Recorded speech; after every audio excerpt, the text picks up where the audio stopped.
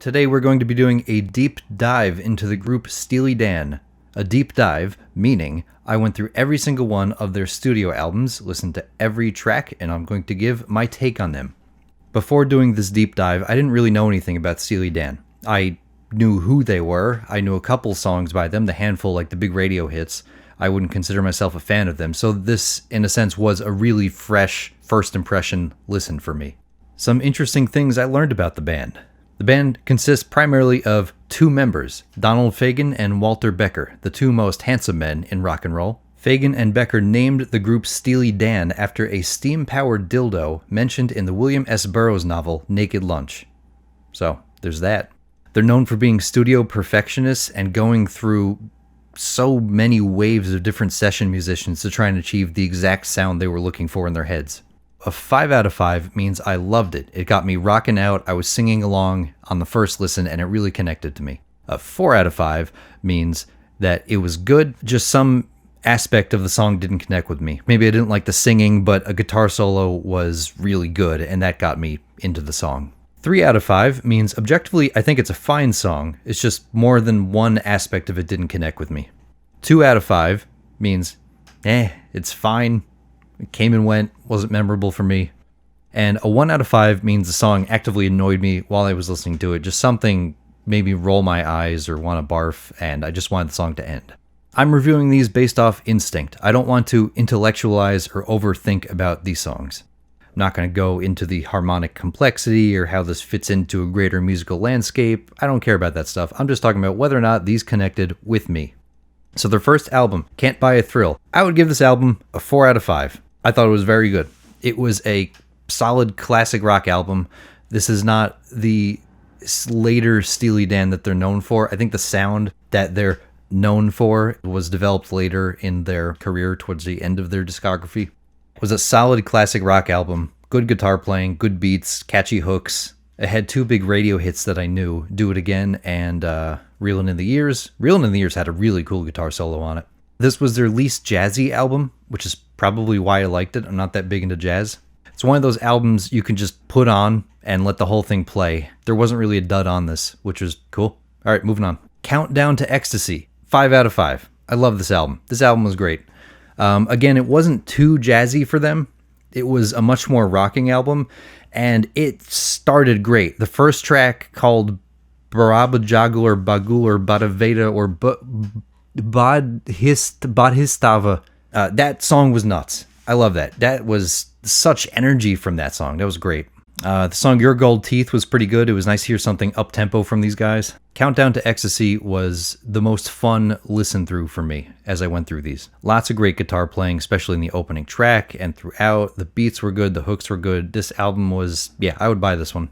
One thing I'm finding as I go through Steely Dan's discography is as the album was playing, I would go to their Wikipedia page or look up reviews about them and just read what the critics are saying. And the critics are just gushing over this band. If I hear one of their songs say, oh, that was okay, the critics will say things like, Chris Jones of BBC Music found Steely Dan's ideas to be postmodern and erudite, and asserted that they were setting a benchmark that few had ever matched. I listened to Countdown to Ecstasy and said, it was pretty good. Maybe that means I'm a naif. Pretzel Logic. This was also really good. The band's off to a good start. The first 3 albums were hits with me. The opening song, Ricky Don't Lose That Number, according to Wikipedia, that was their biggest hit in the US. It reached number 4 in the Billboard charts in 74, or whenever this came out. It had a catchy hook. It's still stuck in my head after listening to it only once. I don't know why this is their biggest hit, though. Do you ever find that happens with a band where I listened to it and said, yeah, this is a good song, but then you find out it's their biggest selling single? I'm like, why? There were some good acoustic songs on here. Nice way to break things up. What was that one called? Any Major Dude Will Tell You. That had nice little acoustic guitars on it. It was a nice change of pace because they're always doing electric funk stuff. Song With a Gun. I thought it didn't sound very Steely Dan-ish, but I liked it. All right, the song East St. Louis Toodle-Oo. I love that song. That was an instrumental. That was one of the coolest tracks they had. Had this old-timey vaudevillian Leon Redbone-ish vibe to it. It was great.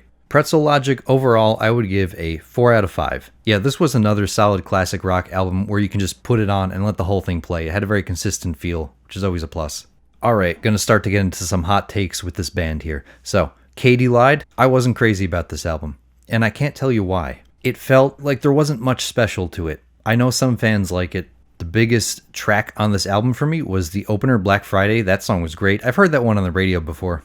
So it was good. I didn't hate any of these tracks. I didn't really dislike them. But just none of them really jumped out at me. You know, not every album by a band is going to be perfect, absolutely fabulous. This one just was. I can't really tell you what was too different about it than other Steely Dan albums. It didn't stick out. The Royal Scam. This album was pretty darn good. Steely Dan is starting to evolve their sound in a interesting way, starting to get more jazzier, more complex arrangements. Most of this worked for me. The opening track, Kidz Charlemagne, had a wonderful guitar solo on it. Don't Take Me Alive is another song that had a really nice guitar solo on it. It also had a cool edge to it, like lyrically, the themes of it. The only song that I really hated on this was The Fez. That keyboard melody was sickening, or whatever, the synth melody, whatever you call it. Felt like the casino level in Sonic Adventure 1. You know, something you don't want on loop in your head. A friend of mine described this album better than I could when he said it gives dirty nighttime vibes. Like, imagine walking down a dirty street in the Bronx at night. That's what this album sounds like. All right, Asia. This is probably the group's most critically acclaimed album. There's documentaries on it. I watched a couple of those on YouTube just to see the background on this, and they really did go through a number of session musicians. They were saying that there would be a whole session band lined up one day, and the next day they would have a whole new band. New drummer, new bass player, new guitar player, just to get that sound they wanted. This is probably their most jazzy album so far, and because of that, it didn't always connect with me, because I'm not that into jazz. I'm more of a rock guy. It was very smooth, and that's fine. That being said, you can't deny the amount of work that was put into this album. So the best tracks for me were the title track, Asia, Deacon Blues, which had there was that lyric, drink scotch whiskey all night long, which, hey, I can relate. Peg and Josie had a nice little edge to it. Those are my favorites. The songs I didn't mention just now, they were fine. They didn't do too much for me. But as an album, I give it a 4 out of 5. I'm trying to be objective with this. I understand this is a very highly regarded album. I'm not just going to say, oh, it's bad, I didn't like it. No, I listened to it, and I can get it. No track felt out of place. I get why it's good. Gaucho. This album was good. It wasn't super memorable for me. Overall, I'd give it a 3 out of 5. Apparently, on the opening track, Babylon Sisters, Donald Fagen did like 250-something different mixes of the song until he got what he thought was perfect. And, you know, I listened to it, and I give it a 3 out of 5. You got to shake it, baby. You got to shake it, baby. That was the worst. That was so stupid. Hey 19, the second track, that was really good. Catchy, good groove. Some of the vocals were a little dorky to me. What else was on this? Third World Man, the last track, is another example of how I might not have been that into the song, but the music kept me hooked. The guitar solo, the playing, the feeling it gave kept me hooked. After Gaucho, Steely Dan takes a break for about 20 years. Then they release To Against Nature. This was my least favorite album by them by far. To Against Nature really made me appreciate early Steely Dan. Whatever edge and coolness and uniqueness they had, for me, it faded. They feel like they're 20 years older. It feels a little tired. What were the good tracks on here? I only gave one track a 5 out of 5, which was Cousin Dupree. I felt it had good energy, and it reminded me of old Steely Dan. That's why I liked it so much. So here are the notes I took on this. Production is smooth and clean. It was their comeback album. They lost some of their edge. It sounded like dentist office music. All songs are the same tempo.